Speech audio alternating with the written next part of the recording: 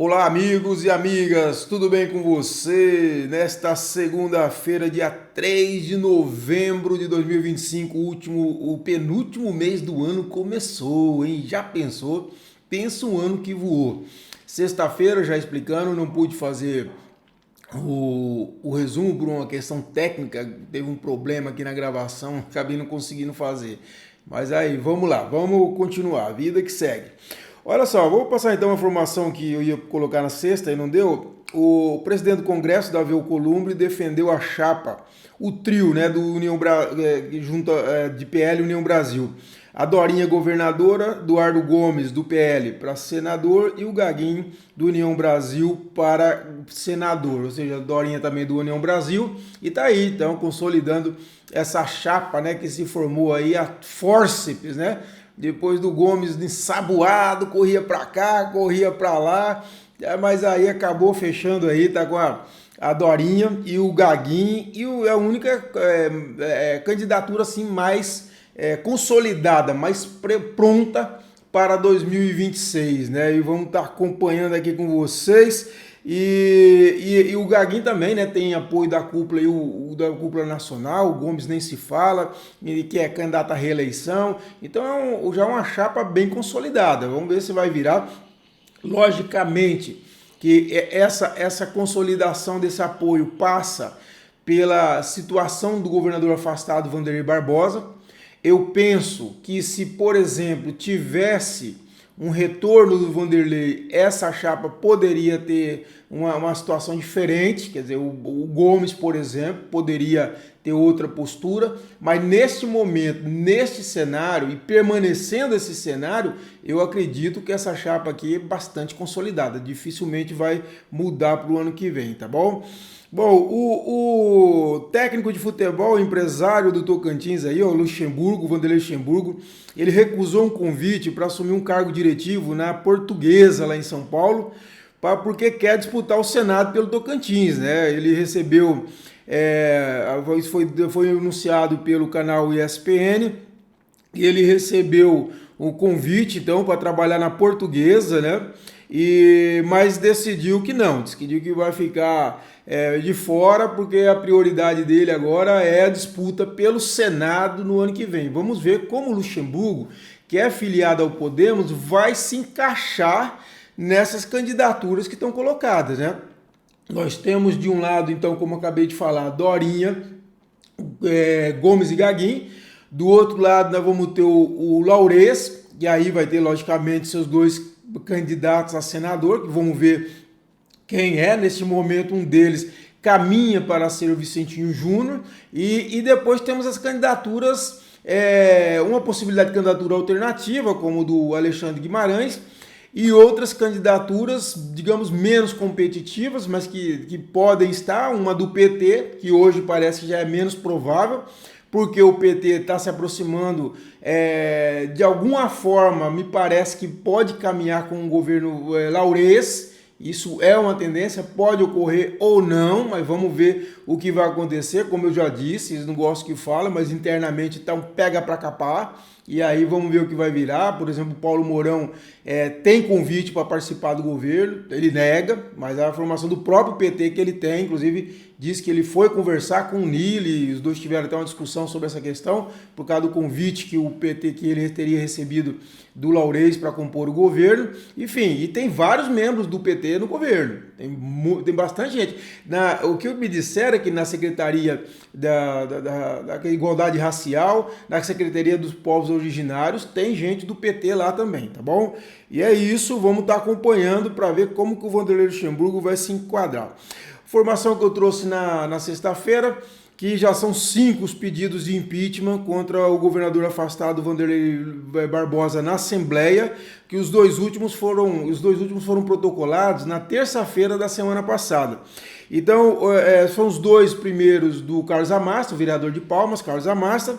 Tivemos do advogado Paulo Roberto da Silva, de Araguaína, e agora chegaram na terça-feira passada 2 outros pedidos. Um é do jornalista Antônio Guimarães, que acusa o Vanderlei de crimes de frustração ao caráter competitivo de licitação, peculato, corrupção passiva, formação de organização criminosa e lavagem de dinheiro. E o outro é do jovem vereador de Porto Nacional, o José Júnior Batista, o Júnior de Cesário, do PSDB. Ele sustenta no seu pedido que há indício de irregularidades em contratos públicos e violação aos princípios da moralidade, legalidade e probidade administrativos previsto pela Constituição Federal. O Júnior do Cesário também aponta que a crise política provocou instabilidade administrativa no Estado, com reflexos em setores como infraestrutura, saúde, agricultura e assistência social. Ou seja, por falta de pedido, não é que não vai ter o impeachment do governador Wanderlei Barbosa.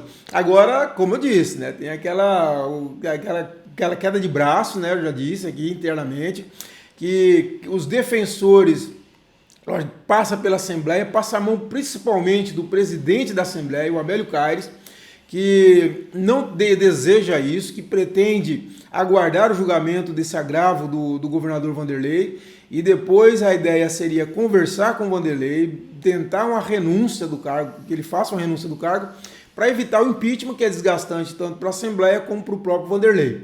Esse é o roteiro, o script que o segundo aliado, o Amélio Caires, tem. Agora, tem um movimento na Assembleia, como eu já informei, que deputados que defendem o impeachment já para devolver a governabilidade para o Estado, porque, como eu disse para os parceiros do CCC mais independente, na análise exclusiva que eu mando para eles, que você seja nosso parceiro, que você vai receber também, e eu disse que o Wanderlei se tornou um bode na sala que precisa ser retirado, né?